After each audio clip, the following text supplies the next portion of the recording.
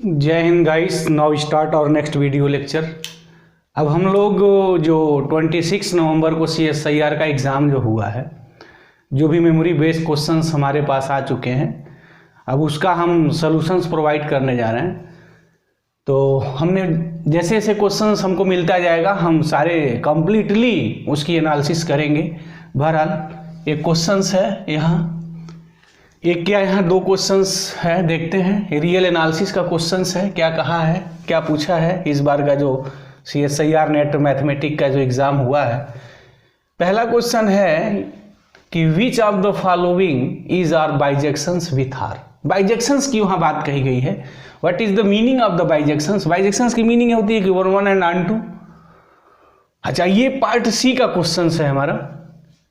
पहला है कि the functions from this to natural number, the function from n to this set। Third, the set of all subset of R। कहने की हमारी meaning क्या है कि इस क्वेश्चंस में ये बात कही गई है कि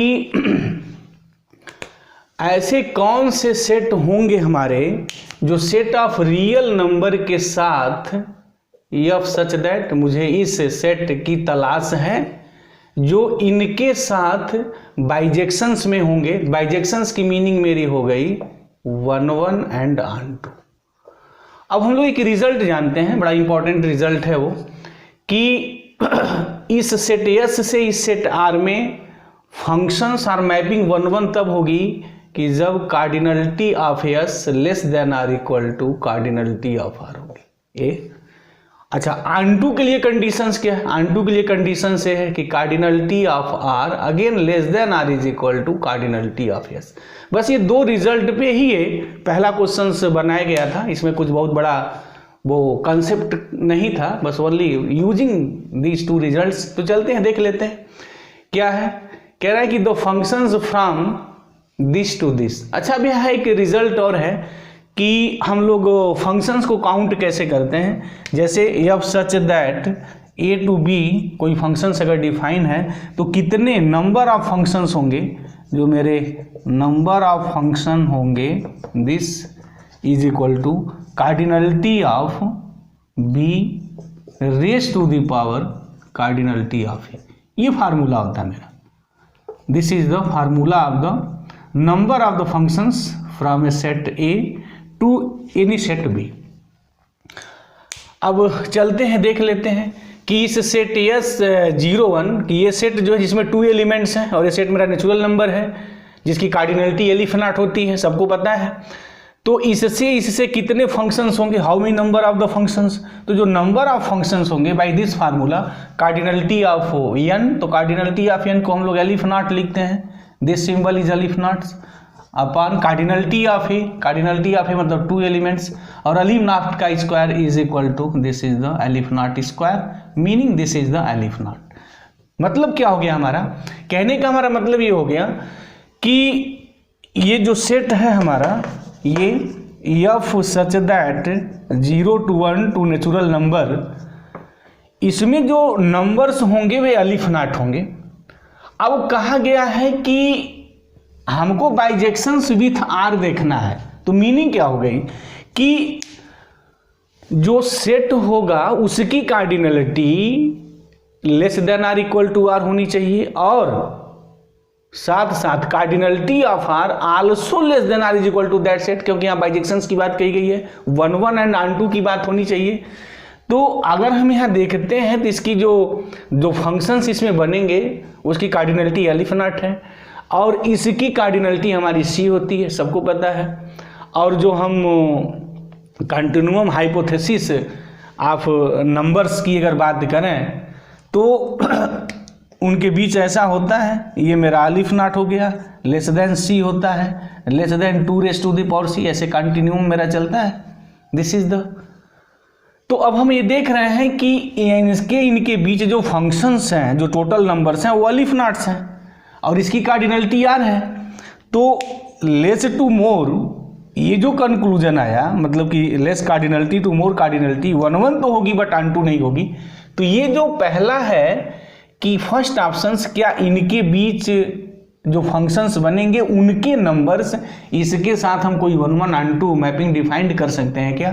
तो नहीं, ऐसा नहीं डिफाइंड किया जा सकता है, क्योंकि 1 1 तो डिफाइंड हो सकता है बट ऑन टू नहीं डिफाइंड होगा, क्योंकि कार्डिनलिटी आप आर जो होगी ना इससे ग्रेटर हो जाएगी। तो पहला ऑप्शन यूं ही कैंसिल हो जाएगा। सेकेंड ऑप्शन क्या है, the functions from N to this. तो अगेन अगर हम इनके बीच अगर फंक्शंस निकालते हैं तो how many number of the functions. अब बात यहाँ सेकेंड ऑप्शंस में पहले ऑप्शंस का ठीक उल्टा कर दिया गया है, और ऐसा क्वेश्चन CSIR वालों ने पहले भी पूछा हुआ है। एफ सच दैट अब ये निकालना है एलिफ नॉट टू 0 1। तो फार्मूला वही है, कार्डिनलिटी ऑफ दिस, तो कार्डिनलिटी इसकी 2 है और इसकी अलिफ नॉट है, और सबको पता है 2 रेज़ टू द पावर अलिफ नॉट की जो वैल्यू आती है उसको हम लोग C लिखते हैं, and this is the equivalent to the set of the real number S। तो इसकी जो सेकेंड वाला जो फंक्शंस बनेगा from N to this set having 2 elements, उसकी जो कार्डिनलिटी होगी मेरी C होगी। यानी अब इसकी कार्डिनलिटी C हो गई, इसकी कार्डिनलिटी ऑलरेडी C होती है। अगर दो सेट की कार्डिनलिटी एक हो जाए तो उनके बीच 1 1 and on 2 mapping easily defined किया जा सकता है। तो जो ऑप्शन 2 है मेरा, this is the right one here. तो इस क्वेश्चन का आंसर 2 हमारा जो है राइट है। जब थर्ड देखते हैं क्या है कि the set of all subsets of R. तो सबको पता है कि रिजल्ट होता है कि अगर किसी सेट में n एलिमेंट है तो जो टोटल उसके सबसेट बनेंगे 2 raise to the power n बनते हैं, ये है। तो R के अब कितने सबसेट्स बनेंगे, 2 raise to the power cardinality of R, तो कार्डिनलिटी ऑफ R इज ये C होती है, 2 raise to the power C होती है। अब 2 raise to the power C जो होता है वो इसकी कार्डिनलिटी C की कार्डिनलिटी से ग्रेटर होती है, वो ये होता है मेरा a aleph naught less than C less than 2 raise to the power less than and so on. अब अगेन बाइजेक्शंस 1 1 and 2 मैपिंग तभी दो सेटों के बीच में डिफाइंड की जा सकती है जब दोनों के नंबर सेम होने चाहिए। तो या तो नंबर सेम है नहीं, यहाँ तो इसकी कार्डिनलिटी C है, उसकी cardinality 2 raise to the power C हो गई, यानी इसकी कार्डिनलिटी इससे ग्रेटर हो गई। तो डेफिनेटली ऑन टू तो होगा बट 1 1 नहीं डिफाइंड किया जा सकता है, तो मतलब बाइजेक्शंस नहीं होगा, तो 3 भी कैंसिल हो जाएगा। तो 3 is the also cancel here. इसके बाद इसमें एक और ऑप्शंस था, वो ऑप्शन से था। अब यहाँ जो एक और ऑप्शन है यहाँ नहीं लिखे हैं बट इसको हम यहाँ डिडक्ट कर दे रहे हैं। वो क्या था, वो जो ऑप्शंस था एक लास्ट, वो ये था कि the functions the subsets of ये था the subsets of natural number this. तो अगेन कितने सबसेट्स बनेंगे, 2 रेज़ टू दी पावर, इसकी जो कार्डिनलिटी होती है इसकी कार्डिनलिटी एलिफ नॉट, और 2 raise to the power aleph naught की वैल्यू हमें C मिलती है। तो टोटल नंबर ऑफ जो सबसेट्स बनेंगे नेचुरल नंबर्स के उसकी कार्डिनलिटी मेरी C आएगी। इतने C फंक्शंस मेरे बनेंगे और इसकी कार्डिनलिटी भी C है, तो दोनों की जब कार्डिनलिटी सेम हो गई तो 1 1 and 2 मैपिंग डिफाइन किया जा सकता है। तो ये जो ऑप्शन था कि द सबसेट्स ऑफ n जो टोटल बनेंगे उस सेट से और इस सेट के बीच हम 1 1 and 2 मैपिंग डेफिनेटली डिफाइन कर सकते हैं। तो ये भी मेरा ऑप्शन जो होगा वो ट्रू हो जाएगा। तो इस क्वेश्चंस के 2 ऑप्शंस ट्रू होने वाले थे। तो this is the solutions of this question. अब एक अनदर क्वेश्चंस देखते हैं, अगेन एक रियल एनालिसिस का है। ये क्वेश्चंस भी एक तरीके से रिपीटिशंस की ही बात कही जा सकती है, क्योंकि इस बार जो CSIR का एग्ज़ाम हुआ है पेपर कोई बहुत वो मॉडरेट कह सकते हैं, टेक्निकल तो रहा ही है ऑलरेडी, वो तो रहना ही रहना है, थोड़ा मॉडरेट था। बट दिसंबर से थोड़ा इजी रहा है, क्योंकि दिसंबर वाले से थोड़ी ट्विस्टिंग इसकी थोड़ी सी हल्की रही है। अब ये देख लेते हैं ये क्वेश्चंस क्या है। सेकेंड क्वेश्चन हमने अगेन एक रियल एनालिसिस का पिकअप किया हुआ है। वो है कि कह रहा है कि define the function f of x y is equal to x square minus Y square upon x square plus Y square, x y not is equal to 0, और ये 0 है जब ये मेरा मतलब जब ओरिजिन पे है तो ये 0 है। कहने की मीनिंग हमारा जो फंक्शन है F such that R2 to R defined है। ये सेवरल वेरिएबल्स का हमारा क्वेश्चंस है। तो ये क्वेश्चंस बार बार ऐसे क्वेश्चंस आते रहे हैं।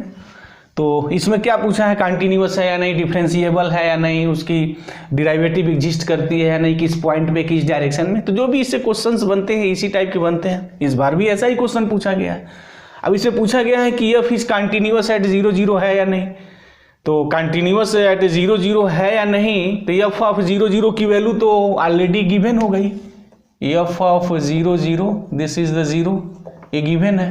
अच्छा, अब इसकी लिमिट निकालना है, तो लिमिट निकालने के लिए सबसे इजी इसका मेथड ये है कि जब न्यूमरेटर और डिनोमिनेटर का पावर एक हो, डिग्री उनकी सेम हो जाए, मतलब न्यूमरेटर में जो डिग्री हो डिनोमिनेटर में अगर वही डिग्री हो, तो y is equal to m x ले लिया जाए और इससे लेके निकाला जाए, तो क्वेश्चन थोड़ा इजी वे में टैकल हो जाता है। या जब x square plus Y square ऐसा हो ना, तो एक्स इज इक्वल टू आप आर कास थीटा पुट कर दें and y is equal to r sine theta put कर दें, इससे भी हम लोग उसको इजी कैलकुलेट कर सकते हैं। जब भी यहाँ x square plus Y square हो डिनोमिनेटर्स में, तो ये ट्रिक यहाँ अप्लाई की जाती है, तो उससे जवाब मिल जाता है। तो अगर यहाँ देखा जाए तो फिर कैसे होगा, f of this is the functions of r theta हो जाएगा and x square minus Y square, r square common करेंगे तो cos square theta minus sine square theta, this is the cos 2 theta upon r square cos square theta plus r square sine square theta, r square common करेंगे तो 1 हो जाएगा, तो ये बहरहाल cancel हो जाएगा and finally this is the cos 2 theta and theta भी रियल नंबर, कोई भी अगर रियल नंबर लिखते हैं तो कास की वैल्यू जो आएगी -1 और 1 के बीच रहेगी, कहने का मतलब हमारा बाउंडेड होगा। तो 0 के नेबरहुड में बाउंडेड है, एक ऑलरेडी एक ऑप्शन था यहाँ पूछा गया था कि F is bounded in neighbourhood of this, yes bounded है ये। अच्छा, कंटिन्यूअस भी है कि अगर आप यहाँ y is equal to m x substitute करके देखते हैं तो m पे डिपेंड नहीं करेगा, तो this is the continuous at 0 0। अब यहाँ कहा कि f is not differentiable eight 0 0, कि f जो है वो 0 0 पे डिफरेंशिएबल है या नहीं ये, और directional derivative exist at 0 0 in all directions, last option से था कि क्या डायरेक्शनल डिराइवेटिव एट 0 0 पे दिस एट 0 0 पॉइंट पे इन ईच डायरेक्शन एग्जिस्ट करती है, तो थोड़ा इसको देख लिया जाए। और डायरेक्शनल डिराइवेटिव भी निकालना इजी होता है, तो कंटिन्यूअस भी है और ये नेबरहुड 0 के नेबरहुड में, मतलब ओरिजिन के नेबरहुड में ये फंक्शंस हमारा जो है वो बाउंडेड भी है। अब ये डिफरेंशिएबल है नहीं, तो डिफरेंशिएबिलिटी भी हम लोग इजीली चेक कर सकते हैं। तो उससे पहले हम लोग डायरेक्शनल डिराइवेटिव देख लें कि डायरेक्शनल डिराइवेटिव इसकी एग्जिस्ट करती है या नहीं। तो डायरेक्शनल डिराइवेटिव्स के लिए हम लोग क्या देखते हैं, एफ डैश सी, और एफ डैश सी जो हम लोग निकालते हैं c plus h u, limit h tends to 0 F of c plus h u minus F of c upon h, ये मेरा फार्मूला होता है। जहाँ सी हमारा जो है पॉइंट है, this is the point here, और यू जो है मेरा वो डायरेक्शन दिया हुआ है। तो यहाँ जो पॉइंट सी गिवन है वो मेरा 0 0 है। अच्छा, इन ऑल डायरेक्शंस की वहाँ बात कहा है, तो u इज इक्वल टू आप u1 u2 पिकअप कर लीजिए, देखते हैं। तो ये हो जाएगा लिमिट h टेंड्स टू 0, और इसको ऐसे भी लिखते हैं दिस है, तो एफ डैश सी ने directional derivative of f of x at c in direction of u मतलब u1 u2। Since f R2 to R defined रहते हैं, u1 u2 होगा, अगर R3 होगा तो u1 u2 u3 लेते। एस बहरहाल limit S tends to 0 F of क्या लिखेंगे यहाँ, दिस व्हाट, सी का मतलब यहाँ है c1 c2 प्लस एच यहाँ u1 u2 this minus F of C मतलब c1 c2 upon this is the H. अगर हम लोग इसको सॉल्व करें तो limit S tends to 0 F of ये हो जाएगा c1 plus H u1 comma c2 plus H u2 this minus F of c1 c2 upon H this. अब हम अगर पॉइंट की वहाँ बात करें तो जो पॉइंट वहाँ था, पॉइंट ए था 0 0 था, तो 0 0 पॉइंट था, मीनिंग हमारा क्या थी कि c1 0 था और c2 0 था। तो चलते हैं c1 0 लिखते हैं और c2 0 लिखते हैं, तो फिर क्या आएगा, डायरेक्शनल डिराइवेटिव जो at 0 0 in the direction of u1 u2 what, limit h tends to 0 F of c1 is 0 here c2 0, तो क्या हो जाएगा h u1 comma h u2 minus F of 0 0 और एफ ऑफ 0 0 गिवन है, this is the 0 here upon h। अब वो चलते हैं वैल्यू लिख देते हैं, लिमिट h टेंड्स टू 0। अच्छा, जो फंक्शन है वो ये है हमारा x square minus Y square upon x square plus Y square this. तो x के जगह हम एच u1 लिखेंगे और y के जगह यहाँ हम एच u2 लिखेंगे। तो चलते हैं देख लेते हैं, पहले एक्स स्क्वायर, तो एक्स स्क्वायर की मीनिंग मेरी हो गई दिस कंपोनेंट दिस यानी H square U one square minus Y square meaning H square U two square upon what X square, तो again H square U one square plus Y square meaning H square U two square whole divide upon what, this is the H. तो अगर हम लोग इसको निकाल रहे हैं तो इसकी वैल्यू क्या आएगी व्हाट, तो this is the limit h tends to zero. अगर यहाँ से हम एच स्क्वायर कॉमन करें ना तो कैंसिल हो जाएगा, अब एच इसका एक मल्टीप्लीकेशन बचा रह जाएगा, तो मैं ऐसे लिख सकता हूँ 1/h into u one square minus u two square upon what u one square plus u two square, ये वैल्यू हुई हमारी। अब एच टेंड्स टू जीरो अगर मुझे लिखना है यहाँ दिस, तो एच टेंड्स टू जीरो तो 1/h this is the tendings to infinity.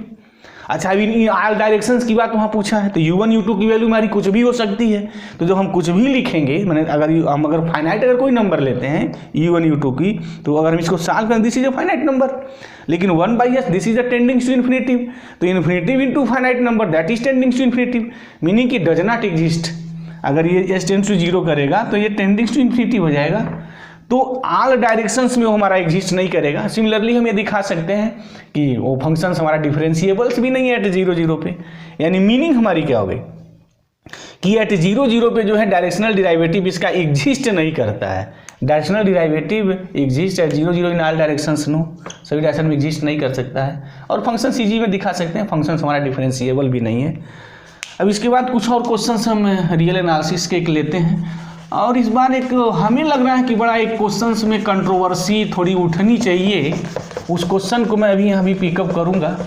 जो जैसी चीज़ें मुझे प्रोवाइड हुई हैं उसके अनुसार तो लग रहा है कि उस क्वेश्चंस में कुछ कंट्रोवर्सी है, तो हो सकता है CSIR के जिन्होंने पेपर वो सेट किया हो वो बात थोड़ी आगे तक बढ़े, तो बहरहाल उस क्वेश्चन को मैं भी पिकअप करूँगा, उसका सोल्यूशंस भी यहाँ दूंगा।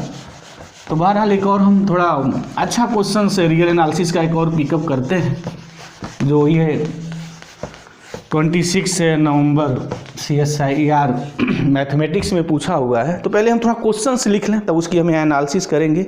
वो जो क्वेश्चंस प्रोवाइड हुआ है वो क्वेश्चंस ये है कि लेट, ये बड़ा अच्छा भी क्वेश्चंस बनाया गया है। तो first write down the question here, let F such that n to n, थोड़ा हम शॉर्टकट में लिखेंगे समय अभाव के कारण, be a bounded function, be a bounded function, yes ये बाउंडेड फंक्शन है, then which of the following are true. True की मुझे बात करनी है, कौन हमारे ट्रू हैं, आर नॉट ट्रू, नहीं सॉरी नॉट ट्रू की बात करनी है कि कौन हमारे ट्रू नहीं हैं।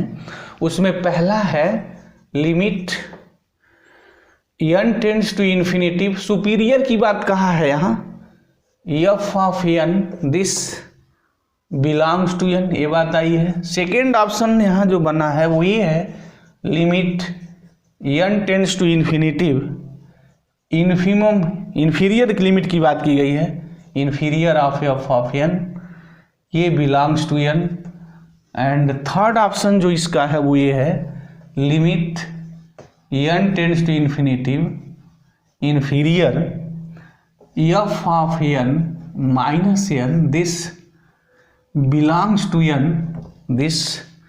एंड जो इसका लास्ट ऑप्शन बना वो ये था limit n tends to infinitive, superior f of n plus n does not belongs to n।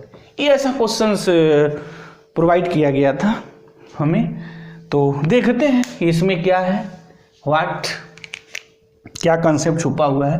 तो थोड़ा पहले हम कंसेप्ट की बात कर लें, क्योंकि ऑलरेडी यूट्यूब पे तो बड़े सब सॉल्यूशंस चल ही रहे हैं, बट थोड़े हम उनसे कुछ अलग हटके एक अलग कंसेप्ट की यहाँ बात करेंगे, जो मेरा यहाँ टारगेट ही रहा, उद्देश्य ही रहा। थ्योरी के दौरान हमने बहुत सारी बातें की हैं। क्या है यहाँ, let f such that n to n be a bounded function. सब लिसनर थोड़ा यहाँ ध्यान दें, बी केयरफुल हियर। तो एग्जाम जिन्होंने दिया हो गया कोई बात नहीं, बट वो आगे के लिए इस एनालिसिस को देखें, हो सकता है उनके बहुत एक काम में आए और आएगा भी डेफिनेटली। अच्छा, ये जो फंक्शन है ना उसका डोमेन हमारा जो है नेचुरल नंबर है। तो अगर किसी फंक्शंस का डोमेन नेचुरल नंबर हो जाए तो सीक्वेंस हो जाता है। तो यहाँ CSIR वालों ने सीक्वेंस नहीं लिखा let F be F N be a sequence, उन्होंने ये कहा कि let be a bounded function. इसकी मीनिंग है कि ये जो सीक्वेंस है बाउंडेड है। और दूसरी एक करामात चीज देखिए यहाँ, बड़ा मार्वलस चीज, कि ये जो सीक्वेंस का जो डोमेन है ना वो नेचुरल नंबर से आ रहा है, मतलब वो रेशनल नहीं है, इरेशनल नहीं है, वो नेचुरल नंबर पे आ रहा है। और ये कहा है कि बाउंडेड है, तो इसकी मीनिंग क्या हो गई? एक लाइन ही ना पूरी चीजों को क्लियर कर देता है। अगर कोई स्टूडेंट सोचा है, अगर वो सोचता है तो डेफिनेटली ये सारी बात ना एक लाइन में क्लियर हो जाती हैं। ये such that N to N, और हमने बार बार भी कहा है कि क्वेश्चंस को बड़ा आप सीरियसली पहले पढ़िए, 1-2 बार उसको पढ़िए, टाइम दीजिए। तो जितनी बार आप क्वेश्चंस के स्टेटमेंट को पढ़ते हैं ना, उतनी सारी चीजें आपको क्लियर होती है। जैसे यहाँ देखिए, ये सच दैट एन, अगर दिमाग में बात क्लिक की गई, एन क्या है? नेचुरल नंबर, और फंक्शंस का डोमेन नेचुरल नंबर तो सीक्वेंस होता है। दूसरी बात है कि जो रेंज गया है इस सीक्वेंस का वो नेचुरल नंबर में ही है। और एक बात कहा है कि बाउंडेड है, इसकी मीनिंग क्या होगी? कि हमारे पास 2 ऐसे natural number m1 m2 exist करेंगे, कैसे? कि f ऑफ n दिस, ये होने चाहिए।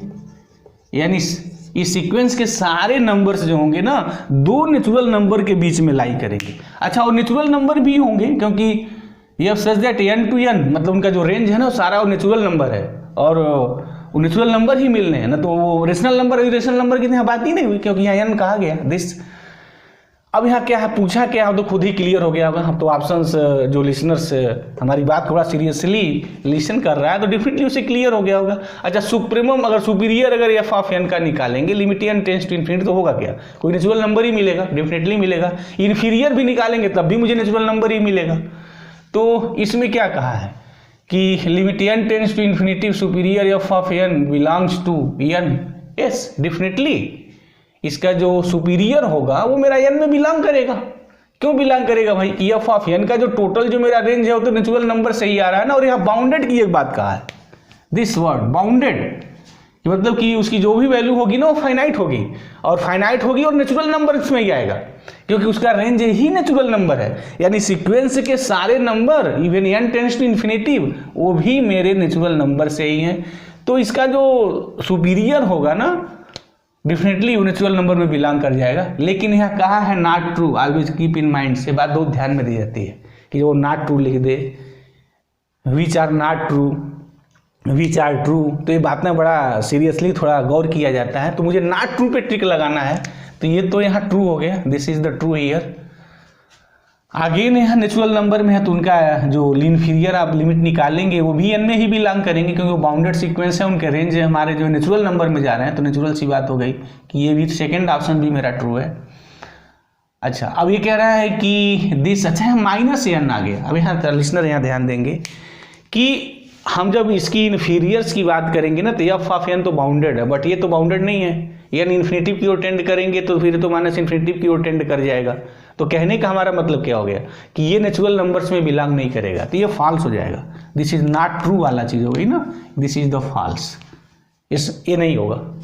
और कह रहा है कि इसका जो सुपीरियर आएगा नेचुरल नंबर में नहीं मिलेगा, ये तो मिलेगा, बट जब प्लस n कर देंगे, यानी इन्फिनिटिव की ओर टेंड कर जाएंगे तो नेचुरल नंबर के बियॉन्ड हो जाएगा। तो फिर ये भी मेरा जो है कह रहा है कि नॉट बिलोंग, तो ये मेरा ट्रू है। यस, नॉट बिलोंग्स है, नेचुरल नंबर में होगा नहीं, दिस इज द ट्रू। और मुझे फॉल्स की यहाँ नॉट ट्रू की बात करनी थी, तो फिर नॉट ट्रू का मतलब फॉल्स अगर मुझे यहाँ देखना है तो फॉल्स जो है ऑप्शन 3 है मेरा।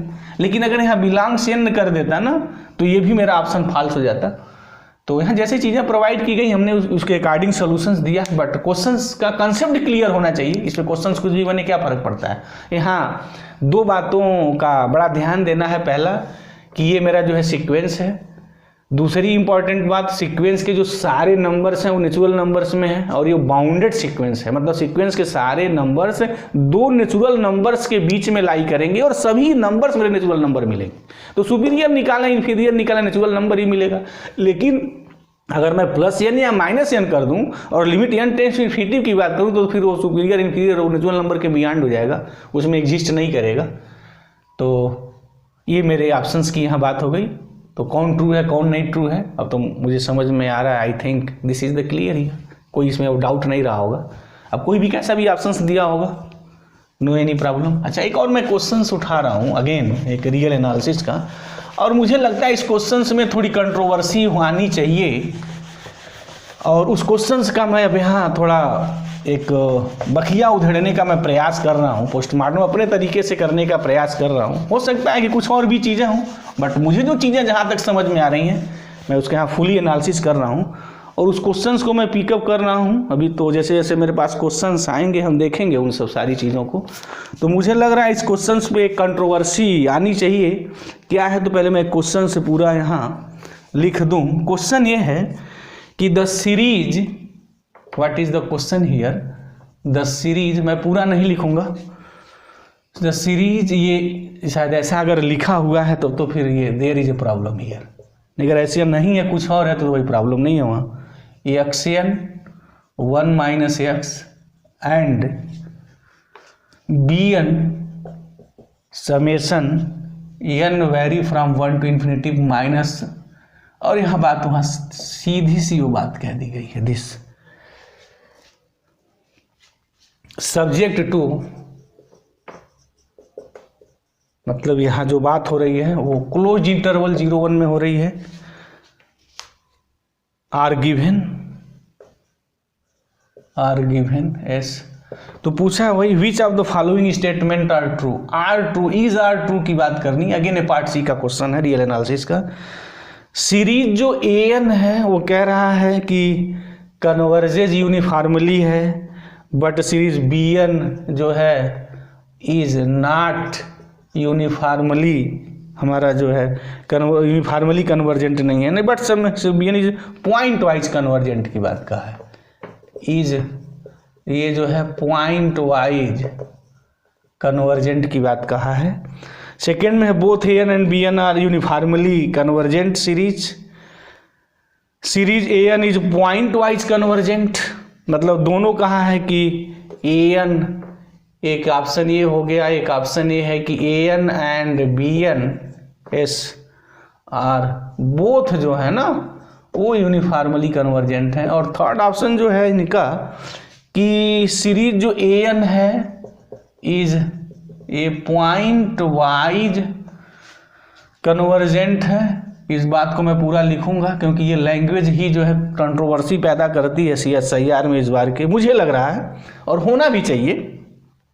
वेयर एज, क्योंकि शब्दम जालम महाजालम मैं बार बार कहता रहा हूँ, वेयर एज सीरीज bn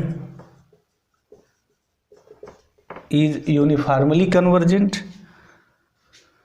4 है कि both an and bn are pointwise convergent. ये है कि मैं थोड़ा जल्दी जल्दी लिखा हूं ताकि मैं इसकी थोड़ी एक एनालिसिस कर सकूं, क्योंकि मुझे लग रहा है कि ये क्वेश्चंस कंट्रोवर्सी क्रिएट कर सकता है। पहला यहाँ कंट्रोवर्सी चीज़ ये है कि जब आप series n very from 1 to infinity जब लिखेंगे ना तो यहाँ an नहीं होना चाहिए, क्योंकि जब इनफाइनाइट नंबर ऑफ द सम इस सीरीज के करेंगे ना तो फिर वन पे डिपेंड ही नहीं करेगा ना, क्योंकि फिर तो n वहाँ फिनिश हो जाना है, और that not depends on the n here.